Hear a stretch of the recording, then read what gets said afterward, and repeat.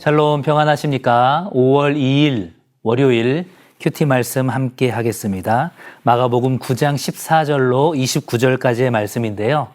이 말씀은 변화산 사건 이후에 예수님과 세 제자들이 그 이튿날 내려왔을 때 나머지 9명의 제자들이 귀신 들린 아이를 고치지 못한 상황 가운데서 많은 변론이 있었고 그 가운데서 예수님께서 그 모든 것들은 기도 외에는 방법이 없다, 다른 방법이 없다라는 것들을 강조하시는 장면입니다. 내용 관찰 1번을 볼까요?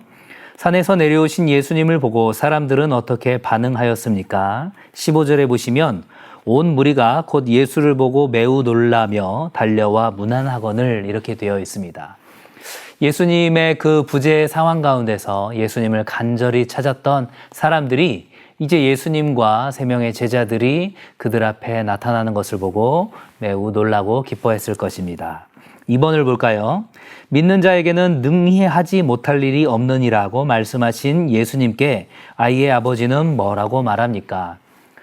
귀신 들린 아이의 아버지는 그의 제자들이 귀신을 내어쫓지 못하는 것을 보시고 그의 선생 되시는 예수님에 대한 믿음도 조금은 약해졌을 것입니다. 그런 가운데서 할 수 있거든 이 아이에게서 귀신을 떠나가게 해주십시오 라고 이야기하였을 때 예수님께서는 그 연약한 믿음을 지적하시죠. 믿는 자에게는 능히 하지 못할 일이 없다 말씀하십니다.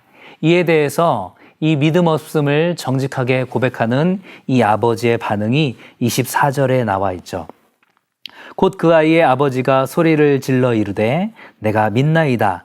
나의 믿음 없는 것을 도와주소서 하더라.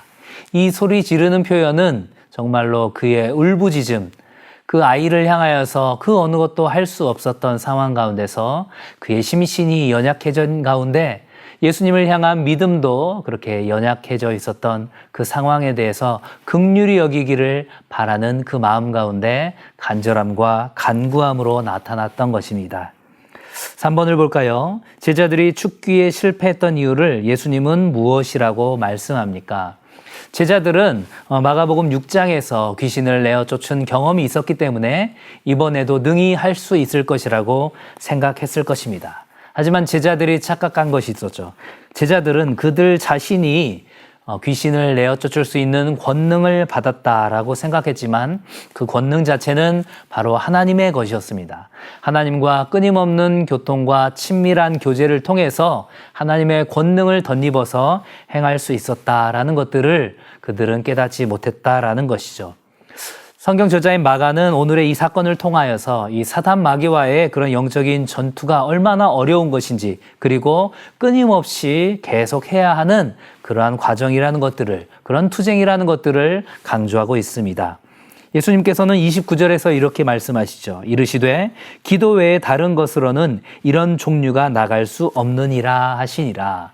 다른 병행 본문에서는 기도와 금식이라는 것들을 추가하고 있습니다. 기도와 금식을 이야기하면서 결국은 그것은 무엇입니까? 자기의 마음을 비우고 전적으로만 하나님께 집중하면서 자기 자신의 능력이 아닌 하나님의 능력이 나아가야 한다는 것들을 인정하고 고백하고 간구할 때 그러한 권능이 임하게 된다라는 것이죠.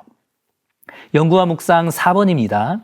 제자들이 기도를 하지 못해 실패했음은 어떤 의미인지 묵상해 봅시다 라고 되어 있죠. 오늘 본문에서 보시면 예수님께서 믿음이 없는 세대여 라고 이야기하시면서 그곳에 있었던 모든 이들을 꾸짖고 계십니다. 제자들 뿐만이 아니라 그 수많은 무리들, 그리고 귀신 들린 아이의 아버지, 그리고 예수님을 책잡기 위하여서 그들과 변론하였던 종교 지도자들 모두를 이야기하면서 그들의 믿음 없음을 이야기하고 있습니다. 특별히 그러하면서 믿음 없는 제자들 그리고 믿음이 없었던 그 아이의 아버지의 그러한 내용들을 이야기하면서 이 모든 권능이 결국은 하나님으로부터 말미암는다라는 것들을 다시 한번 강조하고 있는 것이죠. 마지막 삶의 적용 5번입니다. 하나님은 각 사람들에게 다양한 은사를 주십니다. 하지만 우리는 이런 은사를 하나님께서 주셨음을 잊고 살아갈 때가 많습니다. 우리 자신의 능력을 믿지 말고 하나님께 겸손하게 의지하는 기도의 제목들을 생각해 봅시다. 성경에서, 특별히 신약 성경에서 이 은사와 관련된 부분은 약 한 4군데 정도 등장을 하고 있습니다. 이 등장하는 내용을 특별히 한 4가지 정도로 카테고리를 나눌 수 있습니다. 첫 번째는 돕는 은사, 두 번째는 혀를 통하여서 말하는 은사, 그리고 세 번째는 오늘처럼 귀신을 내어 쫓는 혹은 신유와 같은 표적을 보이는 은사, 그리고 마지막 4번째는 직분을 통하여서 섬기는 은사입니다. 어떠한 은사이든지 간에 내 자신의 능력이 아니라 하나님께서 나에게 주신 선물이다라는 것들을 생각하면서 결국은 하나님께서 이 은사를 주신 목적은 공동체의 유익을 위한 것이지 나 자신을 드러내고 돋보이기 위한 것이 아니라는 것들을 우리가 기억해야 하는 것입니다. 그래서 고린도 교회 성도들이 자신의 은사를 자랑했던 것처럼 어떤 은사가 가장 좋은 것인지 위대한 것인지를 그렇게 다투었던 것은 너무나도 무의미하고 하나님께서 주신 그 은사의 진정한 가치를, 진정한 의미를 깨닫지 못한 것이다라는 것들을 우리가 생각을 해보게 됩니다. 하나님께서 우리에게 주신 그 은사를 가지고 하나님께서 주신 그 사랑의 마음으로 그 은사를 사용할 수 있도록 해달라고, 그래서 이러한 은사를 펼칠 수 있도록 해주신 하나님께 감사하며 이 모든 것이 나의 능력이 아니라 하나님께서 나에게 주신 은혜의 선물이라는 것들을 날마다 그렇게 고백하며 나아갈 수 있는 우리 모두가 될 수 있기를 주님의 이름으로 간절히 축원합니다. 감사합니다.